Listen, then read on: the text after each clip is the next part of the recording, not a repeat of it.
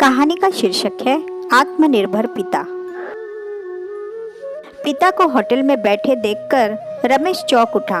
एक मन तो उसका हुआ कि वहां से वापस चला जाए, लेकिन फिर वह जितेश, जो कि उसके साथ ही काम करता था, के साथ एक टेबल पर बैठ गया। वेटर ने आकर ऑर्डर लिया और 10 मिनट में खाना उसकी मेज पर लग गया। उसके ऑर्डर किए गए सभी डिश मेज पर थे, साथ ही 2 मेथी पराठे भी थे। जितेश ने उससे पूछा कि यार, ये तो हमने नहीं मंगवाए थे, फिर कैसे? वह वेटर को बुलाने वाला था कि रमेश ने उसे मना कर दिया। एक बार फिर उसने कैशियर की कुर्सी पर बैठे अपने पिता को देखा और मुस्कुराकर खाना खाने लगा। खाना खाकर वह बिना पैसे दिए जाने लगा तो जितेश ने उसे टोका।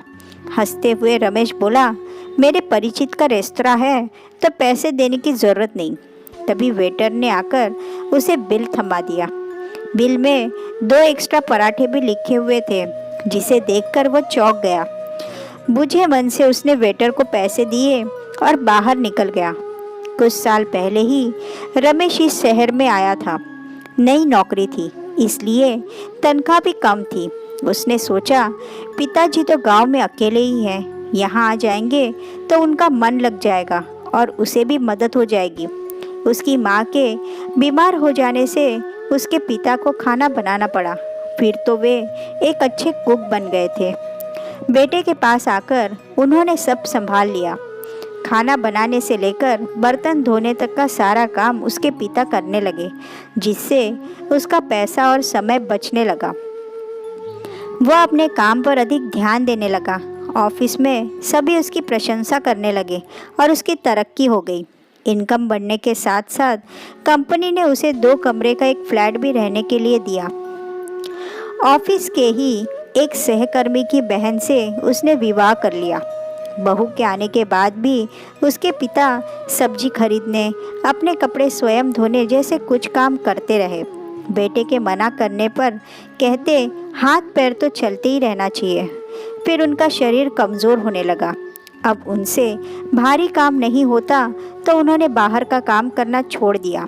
यही बात बहू को अच्छी नहीं लगी। ससुर का घर में बैठे रहना अब उसे अखरने लगा।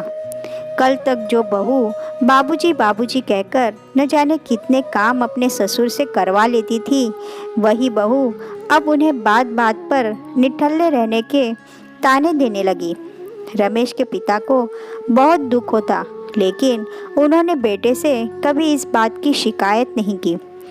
रमेश की पत्नी अब उसके कान भरने लगी कि बाबूजी को अब यहाँ की हवा सूट नहीं कर रही है, हमेशा तो बीमार हो जाते हैं, इन्हें गांव भेज देते तो ठीक रहता। कान का कच्चा रमेश ने पत्नी की बात सुनी, लेकिन अपने पिता से उनकी तकलीफ जानने की ज़रूरत नहीं समझी। पत्नी बोलती जाती और वह हाँ हूँ करता रहता। शायद सोचता कि पिता को वापस गांव जाने के लिए कैसे कहें।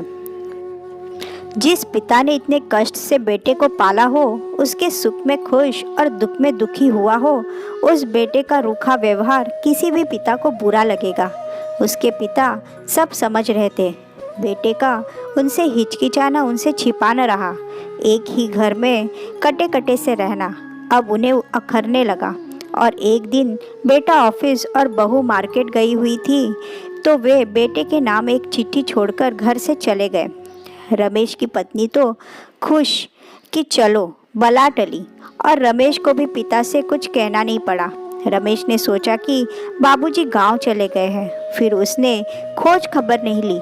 इस बात को 5 महीने हो गए थे और आज अचानक जब उसने अपने पिता को होटल में देखा तो उनके पास जाना चाहा। फिर सोचा बाबूजी कहीं साथ ना आ जाए। फिर मेथी के पराठे अपनी मेज़ पर देखा तो खुश हुआ कि बाबूजी उससे नाराज़ नहीं है। आज भी उन्हें अपने बेटे की पसंद याद है, इसलिए बेटे से तो बिल लेंगे नहीं। लेकिन वेटर ने उसे बिल दिया और पराठे के पैसे भी लिखे देखा तो वह समझ गया कि बाबूजी अब पहले जैसे नहीं रहे। दरअसल रमेश के पिता स्वाभिमानी थे। वे बेटे के हाथों अपमानित नहीं होना चाहते थे, इसलिए बेटे का घर छोड़कर वे अपने मित्र के पास चले आए, जो साल भर पहले ही उस शहर में आए थे। मित्र का बेटा 2 रेस्तरां चलाता था। मित्र का बेटा जानता था कि उसके पिता के मित्र अच्छा खाना पकाते हैं। बस उसने होटल उन्हें दे दिया। लोगों के बीच रहकर उनको भोजन करा के रमेश के पिता को बहुत संतुष्टि मिलती थी। रमेश ने सोचा था कि मेरे पिता है, बहुत प्यार करते हैं मुझसे, खाने के पैसे वे भला मुझसे क्यों लेने लगे।